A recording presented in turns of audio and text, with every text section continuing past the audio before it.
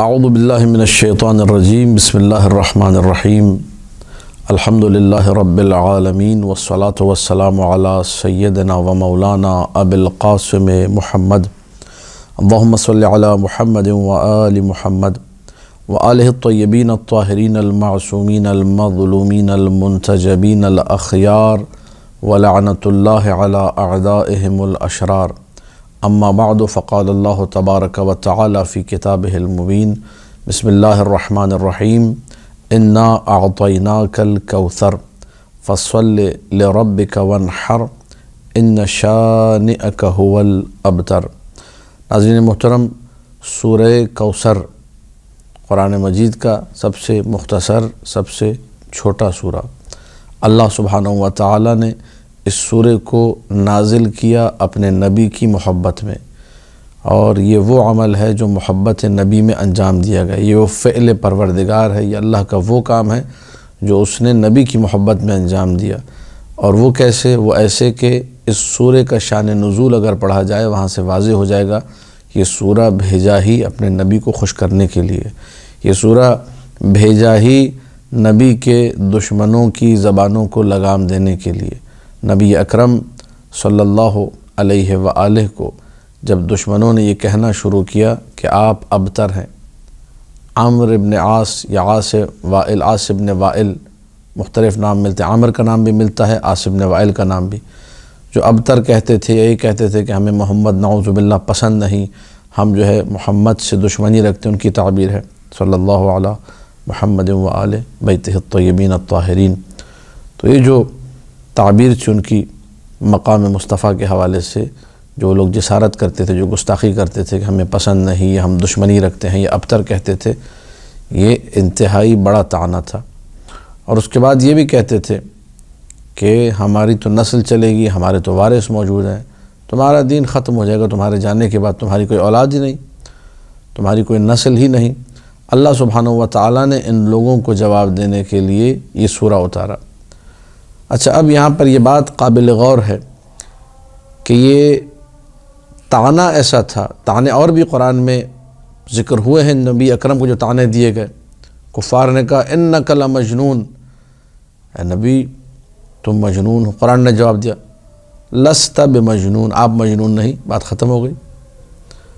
انہوں نے جو ہے نبی اکرم کو جو ہے کہا کہ جو ہے یہ کیسا نبی ہے جو بازاروں میں کھاتا ہے پیتا ہے۔ قرآن نے صرف اتنا جواب دیا کہ باقی جو انبیاء تھے وہ بھی بازاروں میں کھاتے پیتے تھے، لوگوں کے ساتھ چلتے پھرتے تھے، لہذا اس میں کوئی عیب نہیں ہے۔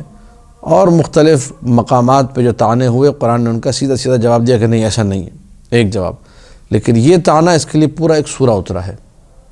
طعنہ ابتریت ایک ایسا طعنہ ہے کہ ایک سورہ، مختصر سورہ اترا، انا اعطیناک الکوثر۔ پہلے یہ بیان کیا کہ رسول ابتر نہیں، اے رسول ہم نے آپ کو کوثر عطا کیا، فصل لربک، آپ بارگاہ رب میں جھک جائیے، نماز ادا کیجئے، دعا کیجئے، رب کی عبادت کیجئے، وانحر، اور نحر کیجئے۔ وذبح نہیں ہے، ہم لوگ ترجمہ کرتے ہیں قربانی کیجئے، قربانی بکرے کی بھی ہو سکتی ہے، دمبے کی بھی۔ وانحر، نحر سے مراد ہی یہی ہے کہ بڑی قربانی کرنی ہے، جو عرب کی سب سے بڑی قربانی ہے، جو اونٹ ذبح کرنا ہے، وہ آپ اونٹ کو نحر کیجئے، اور اس بڑے جانور کو رب کی خوشنودی کے لیے نحر کیجئے۔ ان شانئک هو الابتر، اور اے رسول آپ کا جو دشمن ہے، جو یہ کہتا پھر رہا ہے کہ مجھے نعوذ باللہ محمد پسند نہیں، اور میں نعوذ باللہ جو ہے محمد سے دشمنی رکھتا ہوں، اور محمد نعوذ باللہ ابتر ہے، جو تعبیرات وہ استعمال کر رہا ہے وہ دشمن ہی ابتر ہے۔ تاریخی کتب میں موجود ہے کہ عاص ابن وائل ملعون لعنت اللہ علیہ جو یہ جملے کہتا تھا کہ محمد ابتر ہیں، اور ابتر کہہ کے رسول کو تنگ کرتا تھا، اس کے 11 بیٹے تھے۔ عاص ابن وائل کے مرنے سے پہلے اس کے 11 بیٹے مر گئے، اور وہ دنیا سے جب گیا تو ابتر مرا۔ لیکن رسول اکرم صلی اللہ علیہ وآلہ کی نسل جو فاطمۃ الزہرا صلوات اللہ علیہا سے چلی، وہ نسل آج تک موجود ہے۔ چاروں طرف کائنات میں سادات کرام پائے جاتے ہیں۔ آیت اللہ شہاب الدین مرشی نجفی رحمۃ اللہ علیہ نے، جو بہت بڑے ماہر انساب تھے، انہوں نے اس بات کو نقل کیا کہ چین کے اندر چینی شکل و شمائل رکھنے والے 8 لاکھ سید ہیں، نسل فاطمۃ الزہرا صلوات اللہ علیہ سے۔ فخر الدین رازی جیسا متعصب سنی عالم یہ کہتا ہے کون سی نسل کوثر نسل فاطمہ سے بہتر ہو سکتی ہے، جس میں زین العابدین، باقر، جعفر، کاظم، رضا جیسی ہستیاں موجود ہیں، کائنات کی سب سے بہترین نسل۔ اور جیسے وارثان دین یہ ہے، جیسے محافظان دین یہ ہے، جس طرح دین کو یہ لے کر چلیں کوئی بھی لے کر نہیں چل سکتا۔ انا اعطیناک الکوثر، اے رسول ہم نے آپ کو کوثر عطا کیا۔ اب کوثر کی تفسیر کیا ہے؟ خیر کثیر۔ تو خیر کثیر اس کی تعبیر کو آپ جوڑنا چاہیں فاطمہ الزہرا صلوات اللہ علیہا سے بالکل جوڑ سکتے ہیں۔ فاطمہ زہرا صلوات اللہ علیہا سے بڑا خیر کثیر کون ہوگا؟ جس کی نسل میں امامت موجود ہے، جس کے امام بیٹے موجود ہیں، 1 2 3 4 امام نہیں، 11 امام ہیں جو فاطمہ زہرا صلوات اللہ علیہا کی نسل میں آ رہے ہیں۔ یہ کوئی کم شرف نہیں ہے، اس سے بڑا خیر کثیر کیا ہوگا؟ یعنی خیر کثیر کا اگر کوئی سب سے بارز مصداق ہے، سب سے بہترین مصداق ہے تو وہ ذات فاطمہ زہرا صلوات اللہ وسلامہ علیہا ہے کہ جو اس خیر کثیر کا مصداق بنتی ہے۔ علم کس کے پاس فاطمہ الزہرا صلوات اللہ وسلامہ علیہا سے زیادہ ہوگا؟ کوثر کی ایک تفسیر علم، جو علی ابن ابی طالب سلام اللہ علیہ سے یہ کہیں کہ یا علی میں ما کان جو گزرا ہے وہ بھی جانتی ہوں، ما یکون جو آنے والا ہونے والا ہے وہ بھی جانتی ہوں، اور وما لم یکن جو نہیں ہوگا مجھے وہ بھی پتہ ہے۔ اگر علم بھی کوثر کی تفسیر کی جائے تو اس اعتبار سے بھی بہترین مصداق فاطمہ الزہرا صلوات اللہ وسلامہ علیہا۔ ایک جو ہے کوثر کا مصداق نبوت بیان کیا گیا۔ اگر کوثر یعنی نبوت، بعض مفسرین نے لکھا کہ انا اعطیناک الکوثر، کوثر یعنی میں آپ کو نبوت عطا کی، تو نبوت اگر مصداق کوثر ہے تو یہاں پر بھی بضعۃ الرسالہ کون ہے، رسالت کا ٹکڑا کون ہے، اور رسالت اور نبوت کس کے احترام میں کھڑی ہوتی ہے؟ فاطمہ الزہرا صلوات اللہ علیہا۔ والکتاب وبشرف الدارین وبالذریۃ الطیبہ، یہ اور بہت سارے مصادیق۔ کوثر جو ہے کتاب کو کہا گیا، ہم نے آپ کو کتاب دی، قرآن جو ہے وہ کوثر ہے۔ ہم نے آپ کو دنیا اور آخرت کی عزت عطا کی، شرف عطا کیا، یہ کوثر ہے۔ ہم نے آپ کو ذریہ طیبہ عطا کی، بہترین نسل عطا کی، یہ کوثر ہے۔ تو یہ سارے کے سارے معانی ہیں، لیکن ان سارے معانی میں عقل انسانی جب سورے کو دیکھتی ہے، سیاق و سباق کو دیکھتی ہے، کیونکہ سامنے والا شان نزول جب پڑھتا ہے تو دیکھتا ہے کہ بابا یہاں تو ابتر کہا جا رہا تھا، یہاں اس نے تھوڑی کہا تھا کہ آپ کو نبوت نہیں ملی، یہاں یہ تھوڑی کہا تھا کتاب نہیں ملی، علم نہیں ملا، شرف الدنیا والآخرہ نہیں ملا، بلکہ شرف الدنیا والآخرہ کا تو اقرار کفار بھی کرتے تھے، جو دنیا کو مانتے تھے دنیا کا اقرار کرتے تھے کہ امین ہیں، صادق ہیں، وہ شرف کے قائل تھے، جو مذاق بھی اڑاتے تھے، طعنے بھی دیتے تھے، ان ساری باتوں کے بعض باتوں کے قائل تھے حد اقل۔ لہٰذا سیاق و سباق سے اور شان نزول سے سمجھ میں آتا ہے کہ دشمن کا اصرار فقط اسی ایک بات پر تھا کہ رسول کی نسل نہیں، اور نسل جو نبی اکرم کی چلی ہے اور بڑھی ہے وہ فاطمہ الزہرا صلوات اللہ وسلامہ علیہا ہی سے چلی ہے۔ لہذا یہ بہترین قرینہ ہے کہ کوثر سے مراد فاطمہ الزہرا سلام اللہ علیہا ہیں۔ تفسیر میں لفظ شفاعت کے ذریعے بھی تفسیر ہوئی ہے۔ خود امام جعفر صادق سلام اللہ علیہ نے فرمایا کوثر سے مراد شفاعت ہے۔ بی بی کی شفاعت کا کیا کہنا کہ اس قدر بی بی کی شفاعت ہوگی کہ ہر وہ مقام جو قیامت کا مہلک ترین مقام ہے، خطرناک ترین جو مواقف ہیں جہاں پہ بڑے بڑوں کا پتا پانی ہو جائے گا، وہاں بی بی شفاعت کریں گی، وہاں بی بی کی شفاعت جو ہے جاری ہوگی۔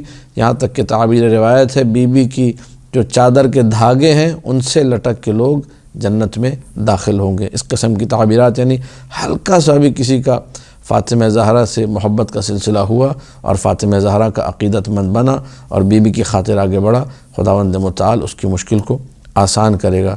تو اگر شفاعت بھی ہے تو تب بھی اس کا ربط بہت ہی اعلیٰ طریقے سے بی بی سے بن جائے گا۔ اور بہت ساری تفاسیر ہیں، بہرحال میں چند جملے تبرکاً جو ہے اس تفسیر صافی جو میرے سامنے کھلی آپ کے سامنے پڑھ کے بات کو مکمل کروں گا۔ انا اعطیناک الکوثر، اے رسول ہم نے آپ کو کوثر عطا کیا، اور یہ پورے قرآن میں ایک ہی مقام ہے جہاں پہ انا اعطیناک آیا ہے۔ فصلی لربک، آپ اپنے رب کی نماز پڑھیے، آپ اپنے رب کی بارگاہ میں جائیے، دعا کیجیے۔ فدم علی الصلاۃ، یعنی مسلسل اب نماز پڑھیے۔ ونحر، اور آپ نحر کیجیے، اور نحر جو ہے اس کا معنی میں نے آپ کے سامنے بیان کر دیا، یعنی بڑی قربانی جس کو رسول نے انجام دینا ہے اس نعمت عظمیٰ کے بعد۔ پھر اس کے بعد ان شانئک، شنعان اس کا مصدر ہے جو کہ بغض کے معنی میں ہے، دشمنی کے معنی میں۔ شانع کہتے ہیں دشمن کو، ان شانئک یعنی آپ کا دشمن، آپ سے بغض رکھنے والا جو بغضی ہے، هو الابتر وہ بے نسل ہے، اس کی کوئی نسل نہیں، کوئی اس کے لیے اس کا نام لیوا نہیں ہوگا، اس کے بعد اس کا کوئی بھی ذکر خیر کرنے والا نہیں ہوگا۔ اما آپ کی جو نسل ہے وہ جاری رہے گی اور آج تک نسل موجود ہے اور ذکر خیر ہو رہا ہے۔ اب یہاں پر وہ چند جملے جو آپ نے سماعت فرما لی، میں تبرکاً فقط پڑھ رہا ہوں کہ دخل رسول اللہ صلی اللہ علیہ وآلہ المسجد، نبی مسجد میں داخل ہوئے، وفیہ عمرو بن عاص والحکم ابن عاص، اور مسجد میں عمرو ابن عاص تھے اور حکم ابن عاص۔ فقال عمر نے یہ کہا، یا ابا الابتر یعنی نعوذ باللہ اے بے نسل، وکان الرجل فی الجاہلیہ، اور یہ جو ہے ایک شخص تھا جاہلیت میں جو کہ جو ہے اگر اس کی اولاد نہ ہوتی ہو تو اس کو ابو الابتر کہا جاتا تھا۔ اذا لم یکن لہ ولد سمی ابتر، زمان جاہلیت میں اسلام کے آنے سے پہلے کسی کی بھی نسل نہ ہوتی کہتے تھے یہ ابتر ہے۔ ثم قال عمر، پھر اس کے بعد عمر نے کہا، پہلے جو ہے جملہ کس نے کہا تھا؟ عمر ہی نے کہا تھا ابا الابتر، اور دوسرا جملہ پھر عمر نے کہا، انی لاشنع محمدا، میں محمد سے بغض رکھتا ہوں۔ فانزل اللہ علی رسولہ السورہ، اللہ نے یہ سورہ نازل کیا، ان شانئک هو الابتر، تمہارا دشمن ہی ابتر ہے، نہ اس کا کوئی دین ہے نہ اس کا کوئی نسب ہے۔ حدیث موجود ہے ثواب الاعمال میں اور کتاب مجمع البیان تبریسی رحمۃ اللہ علیہ میں، امام جعفر صادق صلوات اللہ وسلامہ علیہ سے، من کانت قراءتہ انا اعطیناک الکوثر، جس کی قراءت میں انا اعطیناک الکوثر رہے، مسلسل یہ سورہ پڑھتا رہتا ہے، فی فرائضہ و نوافلہ، اپنی جو ہے واجب نمازوں میں فرائض، مستحب نمازوں میں نوافل، سقاہ اللہ من الکوثر یوم القیامہ، اللہ اسے روز حشر کوثر سے سیراب کرے گا۔ وکان محدثہ عند رسول اللہ صلی اللہ علیہ وآلہ فی اصل طوبہ، اور وہ جو ہے رسول اکرم سے گفتگو کرنے والوں میں ہوگا فی اصل طوبہ، خود طوبہ وہ مقام جہاں رسول اللہ اور امیر المومنین ہے جس گھر میں، وہاں یہ رسول سے اس کو گفتگو کا شرف ملے گا۔ تو یہ ایک جو ہے بہت بڑا شرف ہے، بہت بڑا مقام ہے۔ اب یہ کان محدثہ، چاہے رسول سے گفتگو کرے یا بعض جو تفاسیر ان کے مطابق، بعض تراجم کے مطابق یہ سورہ خود سورہ ایک مجسم شکل میں اس سے جو ہے گفتگو کرے گا۔ بہرحال دعائے خداوند متعال سے ہمیں اس سورہ عظیمہ کو پڑھنے کی توفیق عطا کرے، سورہ کوثر کو پڑھنے کی توفیق عطا کرے، مسلسل واجب نمازوں میں بھی اور مستحب نمازوں میں بھی سورہ کوثر پڑھتے رہیے۔ خداوند متعال ہم سب کی توفیقات میں اضافہ کرے، ہمیں محمد و آل محمد کے محبین میں سے قرار دے اور ان کے دشمنوں پر لعنت بھیجنے والوں میں سے قرار دے۔ والسلام علیکم ورحمۃ اللہ وبرکاتہ۔